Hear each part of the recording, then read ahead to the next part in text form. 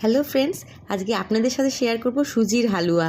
সুজির হালুয়া যদিও খুবই একটা সিম্পল ইজি, কিন্তু অনেকেই এটা করে ফেলেন একদম লাম্পসযুক্ত কম মিষ্টি দিয়ে সুজি। খেতে কিন্তু একদম ভাল লাগে না। তার জন্য পর্যাপ্ত পরিমাণে ঘি দিতে হবে, তার মধ্যে এলাচ একটু ফাটিয়ে আমি দিয়েছি, চাইলে আপনি তেজপাতাও দিতে পারেন।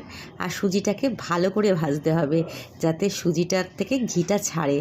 আর এর মধ্যে আপনি পুরো দুধ দিয়ে করলে এটা খুব টেস্টি হয়, যদিও একটা খুব অ্যাসিড হয়ে যায় বলে আমি ওটাকে জল দিয়েছি, কিন্তু জলটা দিতে হবে কন্টিনিউয়াসলি, আর সঙ্গে সঙ্গে কন্টিনিউয়াসলি নাড়তে হবে।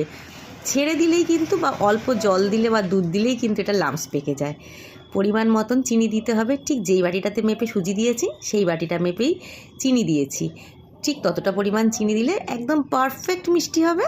আর তার সাথে একটুখানি কাজু কিশমিশ যদি দিয়ে দেন তাহলে তো আর কোনো বলারই নেই। হয়ে গেছে সুজি, ওপর দিয়ে একটু ঘি ছড়িয়ে দিয়েছি।